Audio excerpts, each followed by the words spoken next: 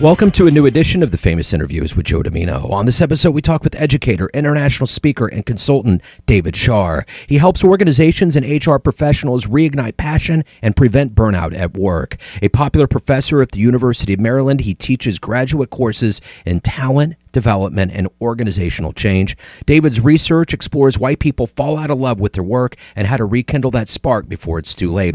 Known for blending humor, heart, and organizational psychology, he inspires audiences to build kinder, more meaningful, and burnout-proof workplaces. From his base in Baltimore, Maryland, we get into a stellar story. Enjoy. Yeah, let's hop in.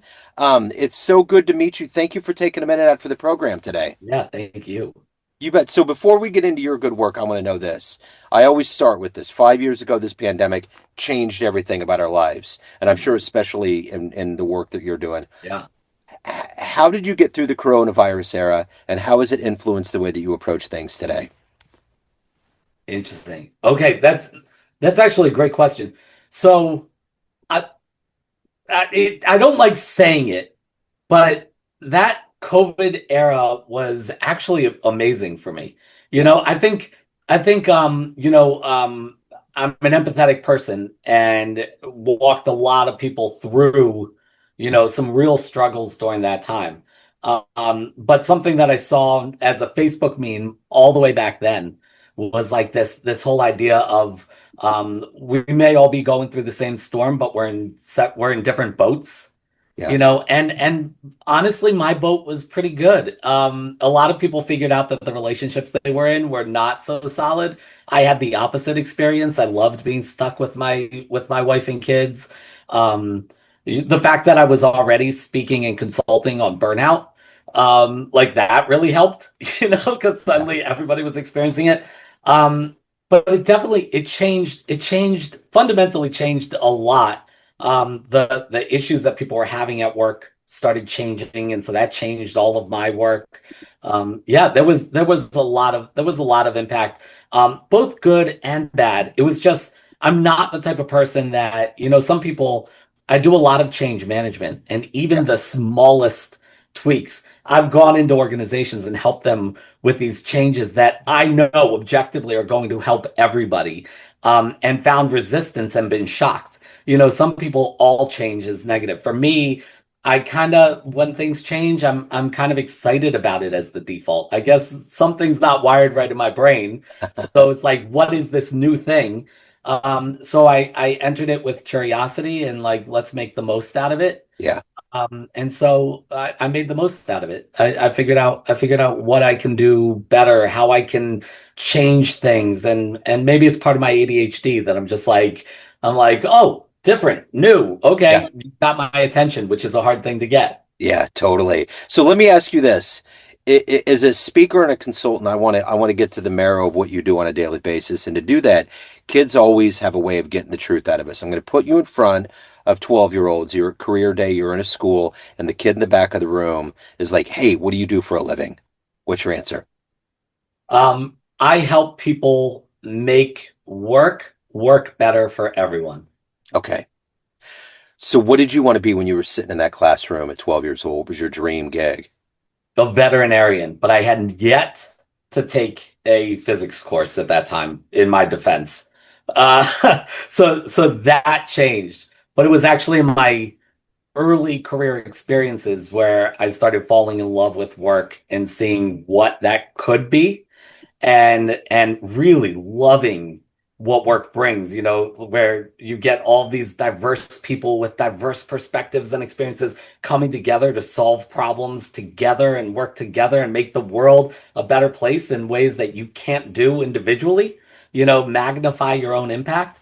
And when we were, that was the first thing I learned through my work experiences, even like cleaning kennels. I realized like I liked cleaning up poo because it was like helping the sick animals in the veterinary office, and so those were my first experiences. And my second experiences at work was when I started to see how miserable everybody else seemed to be at work. Yeah. And so those two things combined, that's when I understood my mission. I just have there's no reason why work should be a place where stress happens. It should be a place where creativity and growth and meaning happens. So give me kind of the evolution of how we got here. Take me back to your childhood. What were the early elements that got you to want to be around animals and then to eventually to help people? What were those early chlorides, so to speak, that were woven into you? Yeah, I think it lays in empathy. I've always loved dogs. I have a English Mastiff now who's a bit over 225 pounds. Yeah. Who's the largest dog I've ever had, but not by much. I've always had giant breeds. Um and I've just always loved animals and caring for people and animals. And so I think that was why veterinarian. Like I get to play with dogs and cats. Like that's kind of cool. But when I started getting work, as like a vet assistant and things like that, I started realizing like, whoa, what's more powerful than being there for the sick dog? Being there for the owners when their dog is being put down, or Yeah. being there for the owners when they're bringing in their puppy for the first time. Those human experiences hit me even harder. Yeah. And so I'm like, okay, I'll never be without a dog at home, but my work on a daily basis, I want that to be with people and having an impact there. So who's been an inspirational force that's allowed you to find your footing, to find your career place in your life? So definitely, my dad has always been. I actually dedicated my dissertation to my father and my father-in-law. My father-in-law very recently passed. But they were both sort of those mentors in my life in very different ways. So my father would work all the time, but he was passionate about his work, and he was an attorney and would come home with these life-changing stories about being in front of a whole bunch of attorneys who were bringing him in to help with the case. And they're sitting there with this girl in a wheelchair. She was the head cheerleader and had this brain tumor, and something went wrong when they were trying to replace it or diagnose it or something. And now she was stuck in this wheelchair, and he and all the lawyers are speaking, and all the adults in the room are speaking, and he turned to her name was Ashley. I still remember her name. This was a story I was first told when I must have been like 8 years old. He turns to Ashley and says, Ashley, how do you feel about, and all the lawyers jumped up and said, well, she doesn't speak, she can't communicate. And Ashley starts going like this in her chair, and her mom says, yes, she can. These lawyers had been working this case for months and months before my dad came in, and they didn't even know that she could Wow. communicate. It was never important to them. It was not, it was about the case. It wasn't about the human in front of them, right? And so that's when they all learned in the room that Ashley could communicate. And my dad became like, you remember AIM, like AOL Instant Messenger? He Yeah. became AOL buddies with her. She Wow. used like whatever mechanism, where she would blow onto Uh-huh. something to move the keyboard, and that's how they communicated. And they became pen pals until the day that she unfortunately died. Wow. And stories like that were so impactful to me. Like I understood like work was a place where you could impact the world and change lives. And he went to work and he went to battle for people who needed him, and that was incredibly powerful. On the flip side, my father-in-law, um, when he passed, all these people were saying, "What did he do for a living?" And I had to laugh and say it didn't matter.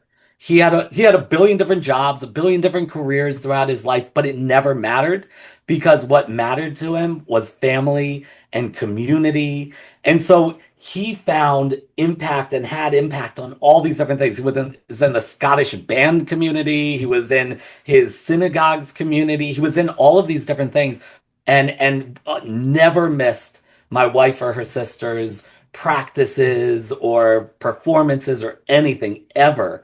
And that had this impact as well. And it Yeah. was like, oh, people that are super engaged in their work, or people who choose to put work second.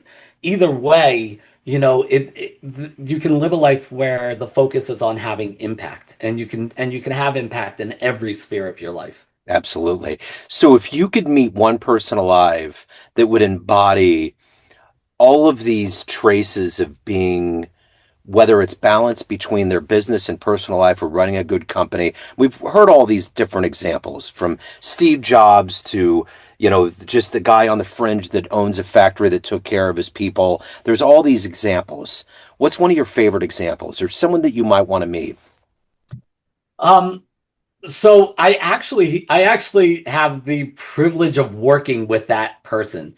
So I have this thing where if there's somebody I need to meet them and work with them. So I have the privilege of meeting with there's a IO psychologist, his name is Ken Yusko.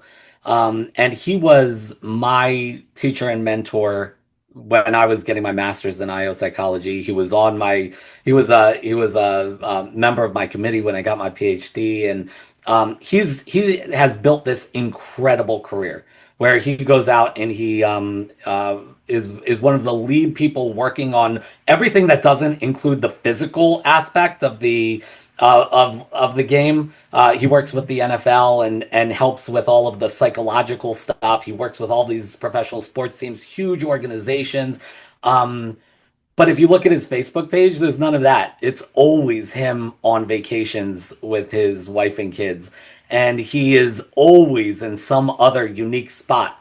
Um, like I'll try to call him and I won't get through. And then I'll see on his Facebook that he's in Borneo, like with wild chimpanzees or something, or orangutans or something. Like that's cool. Like people that are actually able to be amazing in multiple sectors of their life at the same time, I think is absolutely incredible. Yeah, well said. So, what is it that gets you up in the morning when the alarm clock goes off? You got to operate at a high power to get things done. You have to take care of your soul, your family, all of the things. What is that energy for you? So I think back a lot. I think that we have this thing where we look forward and see all the places that we haven't gotten to yet. And I certainly have so many goals and dreams that I haven't yet accomplished. But I think that there's so much power in looking backwards and looking backwards to, like just looking for that perfect mate, that perfect person to share my life with.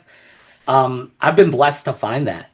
And then add on 5 kids, and at any given moment, like I love at least 3 of them so much. So one of them is upsetting me at all times. But like, no, but my kids are like so special to me. And just like, and I tell them all the time that even if they weren't my kids, like they're my kids, so I have to love them. But I genuinely like them as people. So to have that support and support of friends and colleagues, and I think that that is just energizing for me. But I also look back, and my early career brought me through entrepreneurship with businesses that succeeded and businesses that failed, working in retail, grocery, food service, things like that. And so anytime I wake up and I'm like, oh, I don't want to get to work today, I remember working at Trader Joe's, getting a truck, like emptying a tractor trailer at 4:30 in the morning. And there is nothing I want to do more than get up and start my day where I get to meet cool people like you. I get to teach the most brilliant students. I get to travel the world and speak on stages, and people want to hear what I have to say. Like, I would be crazy. Like I want to pinch myself and say, is this really my life? I would be crazy not to be excited by that. But I also know that those things are so easy to lose sight of when it's like, because teaching comes with grading.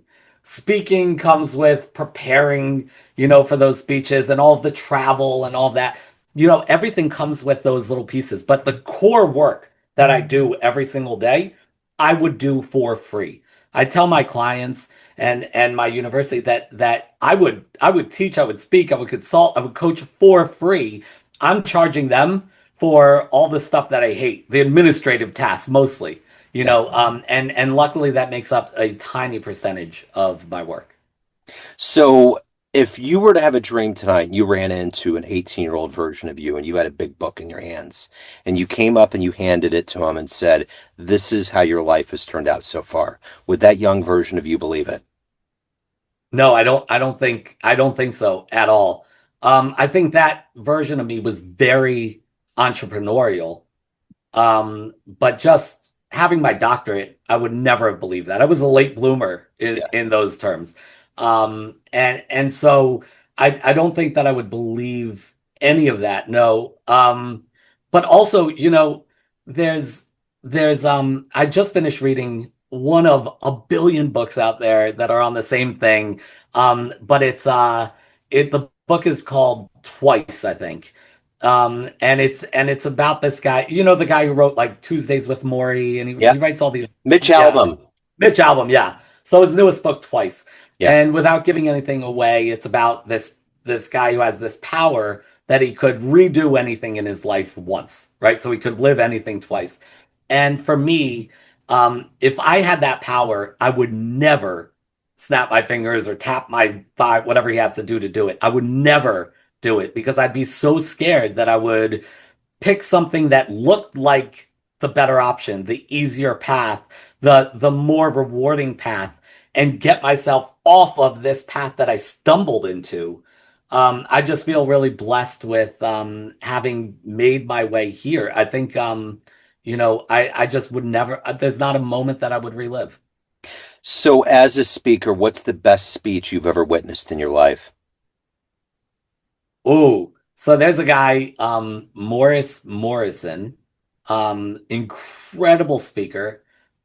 He uses music. You would love him actually Yeah. because he uses music in his talk. Yeah. And so he coordinates this whole thing and has the music go on and the music helps tell his story. And so sometimes it's just there very gently in the background, and other times it becomes the main character in his story, and just incredibly powerful. His story is powerful, but the way he tells it Yeah. is even more powerful, maybe. So if you were to walk into a room of everybody that's known you in more of a business sense throughout your career, other than just people in the crowd, Mhm. and you walked up to a podium and you could tell them a fun story about you, maybe the first concert you went to, a seminal sport that a game that you watched, a place you traveled to, jumping out of an airplane, outrunning a bear, a fun story that would humanize you to that room, what would be a fun story you would tell that group? So I've got a deeply meaningful one and then a more fun one. Okay. So the surprising one is that I ran, so I did jump out of an airplane once. Luckily the chute opened. But I ran the Walt Disney World Marathon Wow. um, while about 80 pounds overweight. I trained for it for a little bit over a year. Decided I was going to do it. Ran into a friend who was like running the opposite direction as I was like you run every day when you're preparing for something like this, and he was running the other direction. And he was a serial marathon runner, and he asked me what I was doing out there. He didn't know that I was a jogger, and I said, oh, I'm training for the Walt Disney World Marathon, and he said, oh, you mean the 5K? And I'm like, no, and he was gone. And he didn't mean it as a slight. And to this day, I don't think that he knows Oh, that yeah. that it was taken that, like that I took that. But that was the most motivating thing. If it Uh-huh. wasn't for that comment from him early in my training, I don't think that I would have ever gotten to the race or the finish. Wow. But that got me there. That That's got a me there. great story. That's a great story. So, because we all need that anti-hero as much as we need Yeah. a hero, right? So, of everything that you've done in your life up to this point, all the evolution, all of the just all the adventures, what are you ultimately the proudest or the happiest about? Um, So I think my kids is the easy and obvious answer. Yeah. I'm incredibly proud of them. Five kids, all came from the same two parents, and they're so different. But I absolutely love the people that they are. They are kind. They are funny, sarcastic. They're cynical, which I think is probably a good thing, even though my wife thinks they're too cynical and that I'm too cynical. Um, but they really do have this value system that they know the difference between right and wrong. And my eldest daughter, maybe more than the rest, although it's hard to say that because they're all like this to some extent. They will step up to social pressure to say, "Hey, that's not right," or walk away from a situation. And we're talking about preteens and teenagers doing this, and I'm in awe because I'm a people pleaser. I'm a conflict avoidant at times. They will just, and they get this from their mom. Like, what's right is better than how I feel in the moment. Yeah. If I will always stand up for what's right, no matter what people think of me. They get that directly from their mom, and they all have it. Every one of the five. So when you look at your career arc, what's the biggest risk that you've taken? So my career has always been risked because it's always been entrepreneurial stuff, and I've never done the obvious thing. I don't think, uh, I've got a friend, Steve Fredland, who um, he talks about do the unright thing, and I think that's genius, and I think that's what I've done my entire career. Never doing the obvious thing. I was a serial entrepreneur, sort of skipped the corporate stuff to just become an entrepreneur and just start opening things and trying things and starting businesses. And then when I should have been then settling down in one of those businesses or moving to corporate America, I decided, I want to go back and finish my education. And so I went back to school and then I just kept going. So I think all of it, all of it. Is that an appropriate answer? All No, of that's it. great. Yeah, I love it. I love it. That's what I say at the end of a long weekend when my wife is like, "What's your favorite part?" And it's like, all of it. I love Yeah. all of it. So let me ask you this. Everyone has a perception of you, family, friends, everyone that you speak to, everyone that knows you in a business sense, but you run the show. What's your perception of you? Who do you think you are? I think I'm complicated. I think that people get so I'm extremely open with people. Maybe maybe uncomfortably so sometimes. I don't know. Even when like on a stage speaking or teaching, if I'm teaching a business concept, I'll tell them about my 5-year-old, Yeah. and weave that story through because I feel like everything is interconnected and that there really aren't, these segmented boxes like, okay, now we're going to talk about work and now we're going to talk about being a real human being. I think that we can do all of that at the same time. But I do think that sometimes I'm nuanced and complex in the sense that I'm not truly an academic, but I'm also truly not a motivational speaker. And in that sense, like rah rah. I try to keep a foot in multiple doors and combine the strengths of all of those things. And so I think I'm complicated. Yeah. So let me ask you this. What do you like the best about living in Baltimore? It's home. I like that there's family. I say that people that live in Baltimore mostly it's because we're stuck. We were we were born here. Now our friends, our family, our connections are here. I like that. I like that. We actually live right across the street from my sister, kind of by accident. Yeah. But my kids can just run over there on the weekends and just I won't see them until late that night. I like that we have an open house. People come by and it's really, really nice. I also like the Baltimore community for, its diversity and its charm. It's called Charm City, and most people will make a joke of that, but it really is. I've been to other cities. Wherever I go, I like to go for a quick run around, the neighborhood, wherever I'm staying. It's the best place to sort of see, best way to quickly get a read on another city. And I've always been shocked how many places I can be running by people and say good morning or hi, and they look at me like I'm gonna mug them or something, and they don't respond. Baltimore, I get responses. Yeah. Yeah. People really are friendly around here. So what's the first concert that you ever saw? What was the first live show that you saw that blew you away? Oh, so maybe Dave Matthews Band. That Yeah. was that was an experience. Yeah.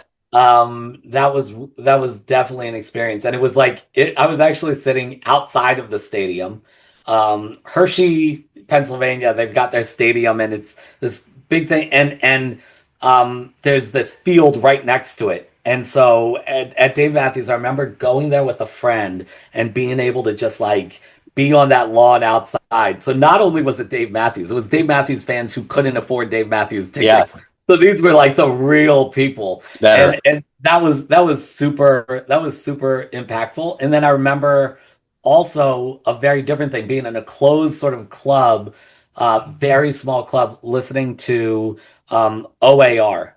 Yeah, And this was before anybody knew who they were, and that was kind of cool to get in super early, yeah. and kind of and have that intimate kind of thing and be able to talk to them afterwards. That was a cool experience. That's awesome. So, David, if anyone wants to catch you live, reach out, questions, any of the good business, how do they do that? Absolutely. So, my website, davidshar.com, is a great way to find me, davidshar.com. And LinkedIn, I'm always on LinkedIn. Love meeting new people and having conversations there. Right on. David, this has been a joy. Thank you, sir. Thank you for your passion.